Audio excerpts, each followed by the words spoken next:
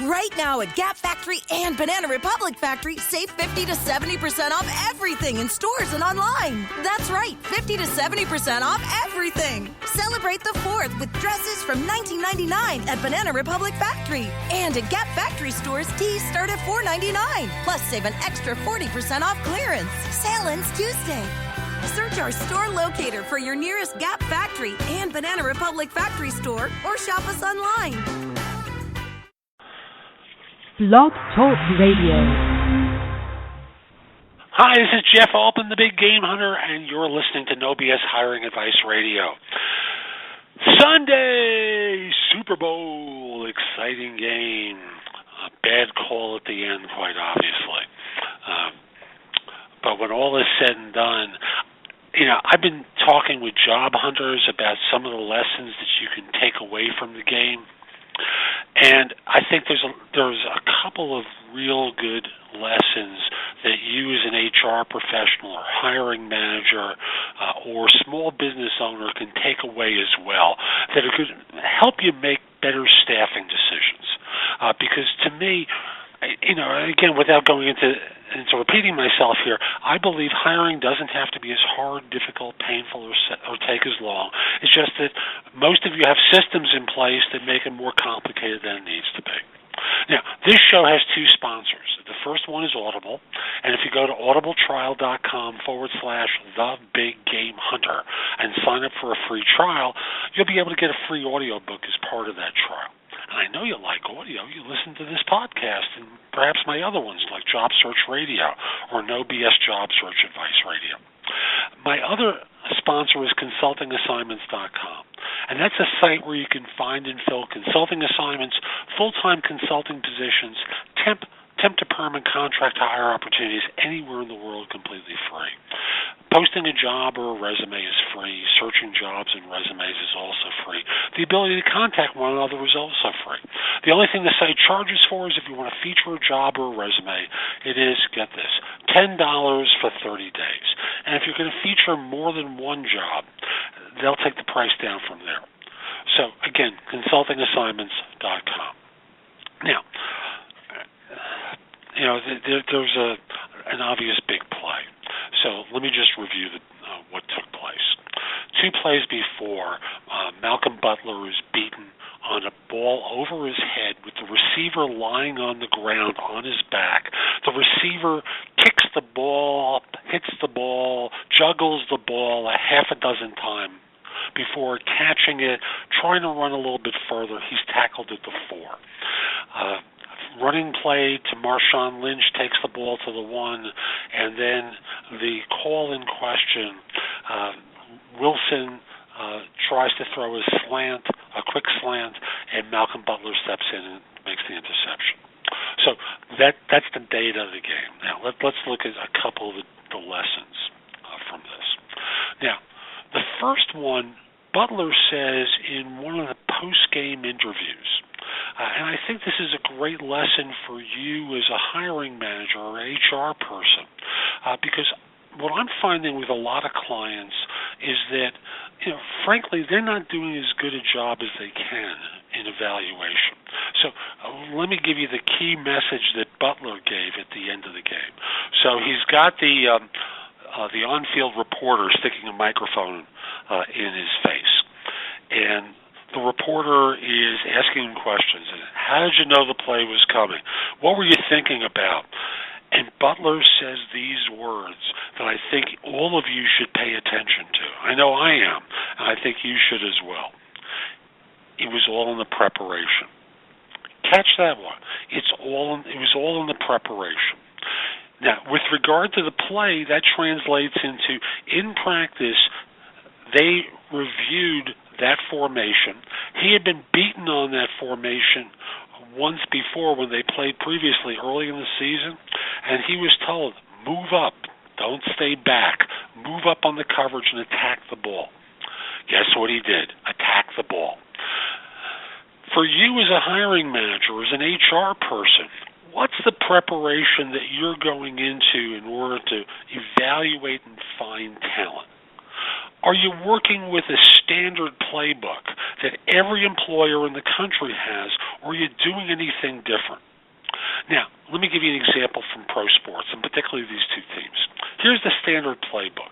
The standard playbook says you draft a number one player and you make them into a starter, and that number one draft pick is, if they play the line, they're a big moose who's fast, and they're going to anchor that position for years. Neither New England or Seattle really worked by that playbook. Here's a couple of examples of that. I'll start with Butler himself. And I want to just check my notes on Butler because it's a fascinating background. So when you look at Butler's background, he played high school ball in Mississippi. Okay, great. He goes to college at Hines Community College, which lets me know, he didn't have great grades in high school because he was playing football. Fine. He gets 22 tackles and one interception, and he's kicked off the team after the 5th grade. Some infraction, obviously. But he's invited back as a sophomore and plays an entire season, gets 43 tackles over the course of the season, 3 interceptions, and 12 pass breakups. He then transfers to this football powerhouse. Ready? University of West Alabama. This is a football powerhouse. If you're not getting my sarcasm here, I'm sorry. I'm trying to be as sarcastic as I can. So, he finishes a season there, and eventually he's an undrafted player coming out of college. No team in the National Football League, all 30-some-odd teams, pass on him after 7 rounds. Let's say there are 30 teams. I know there's more, but let's do simple math. 7 rounds, 210 draft picks go by. He isn't chosen. So he's signed by New England. Why? Why is this player signed by New England? They went looking for players that could fit into their environment and do things of a certain nature. They didn't need to get a top player to be a backup. They needed to get a decent player to be a backup, and boy, that decent player turned in a performance, didn't he? So, here you have a decent player at a school that no one's ever heard of that makes the key play of the Super Bowl. Now, I want to show you a couple of things about Seattle. Now, if you watch the first half, there was a receiver there by the name of Chris Matthews. Big, tall guy, taller than the guy covering him. First half, catches a couple of balls, including touchdown passes. Incredibly visible. Why is he incredibly visible? Because in the course of the season, guess how many passes he caught? 0. 0 passes. As a matter of fact, when it came time for Seattle to sign him, he was working at a Foot Locker store. And he had to take time off to be able to go to Seattle and sign the contract. So, when you look at this guy, and then, of course, Russell Wilson. Russell Wilson, who's the Seattle quarterback, you have to understand, Wilson played ball in a school in North Carolina, did pretty well, but he was a two-sport kind of guy. He wanted to play baseball too. So in his sophomore year, he signs a contract with the Rockies, after his junior year, he signs a contract with the Colorado Rockies and decides he's going to play minor league ball. And his coach tells him, can't do that, your choice, but ultimately he's not thrilled, and they release him from his scholarship obligation. And he signs at Wisconsin, where he does a good job, but this is a number 3 draft pick because he's short. He's always been a winner every place that he's gone, but there are a lot of guys like that. The joke from TV used to be about Al Bundy on Married with Children, who's a high school football player, and was the star of the high school football team. There are a lot of these folks around the country. But there was something that caused Seattle to take him with the 3rd pick. They had an unsettled quarterback situation. They ultimately signed someone in that free agent crop whose name was Matt Flynn, who had played for the Green Bay Packers, had a great reputation as a backup, and they wanted to give him a starting chance. They sign him and they draft Wilson. By the end of camp, Flynn is hurt, Wilson's starting, and they never go back. So understand that from the standpoint of hiring, the traditional playbook works, obviously. But to only rely upon that playbook is lazy thinking. I want you to hear that again. It's lazy thinking. You see, your organization is going to need more than just, quote, exceptional talent or to go with safe picks. You need to really understand more about the kinds of schools your people go to work for, go to school for, get their education at, the kind of organizations in your area, and the experiences people have there. So when you're interviewing people, I want you to start collecting data on the work environment at those firms that these people are coming from. What was it like going to school where you did?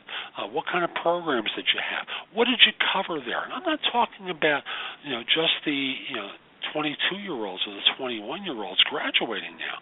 I want you to think about the professional staff, the people with 4 or 5 years of experience asking this question, and start to collect the data about what those experiences were like.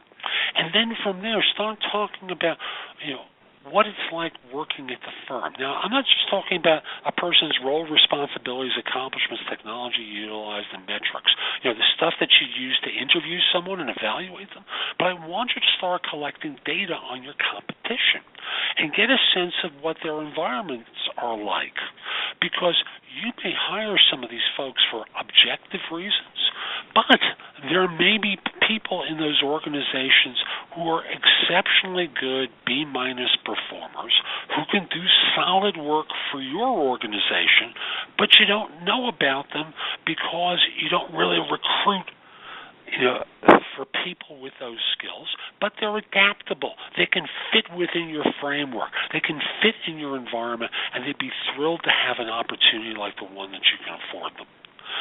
Think creatively. Again, Malcolm Butler, great example. Undrafted rookie, not designed to be a lead player, but a complementary player, makes the play of a lifetime. The wide receiver on Seattle, Chris Matthews, who's pulling in balls because he's a big guy, the corners are shorter, and suddenly there's a huge height advantage, and Wilson's throwing the ball up high where he can get it, and the defender can't.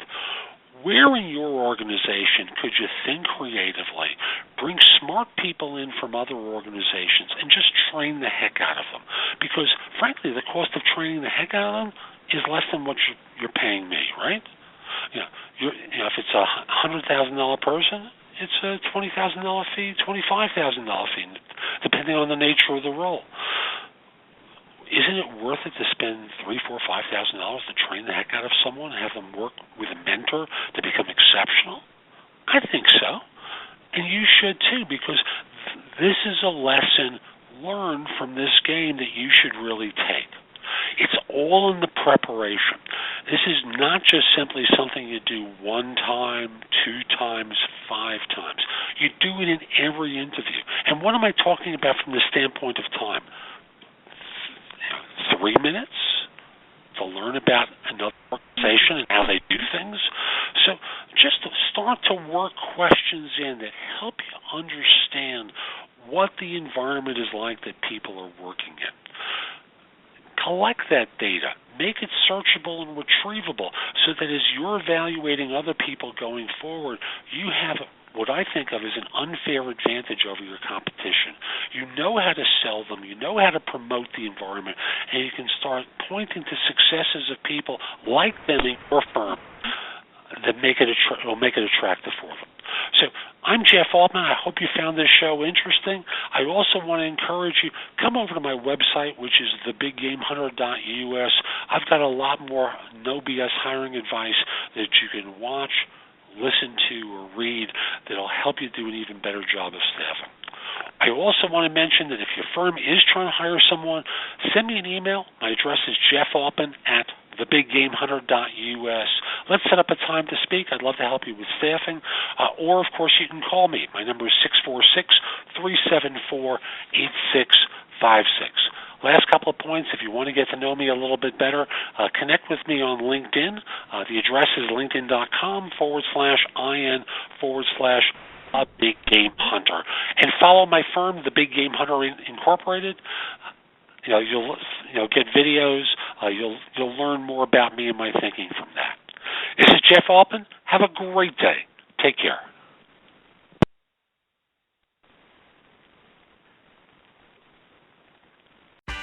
Right now at Gap Factory and Banana Republic Factory, save 50 to 70% off everything in stores and online. That's right, 50 to 70% off everything. Celebrate the 4th with dresses from $19.99 at Banana Republic Factory. And at Gap Factory stores, tees start at $4.99. Plus, save an extra 40% off clearance. Sale ends Tuesday. Search our store locator for your nearest Gap Factory and Banana Republic Factory store or shop us online. Right now at Gap Factory and Banana Republic Factory, save 50 to 70% off everything in stores and online. That's right, 50 to 70% off everything. Celebrate the 4th with dresses from $19.99 at Banana Republic Factory. And at Gap Factory stores, tees start at $4.99. Plus, save an extra 40% off clearance. Sale ends Tuesday. Search our store locator for your nearest Gap Factory and Banana Republic Factory store or shop us online.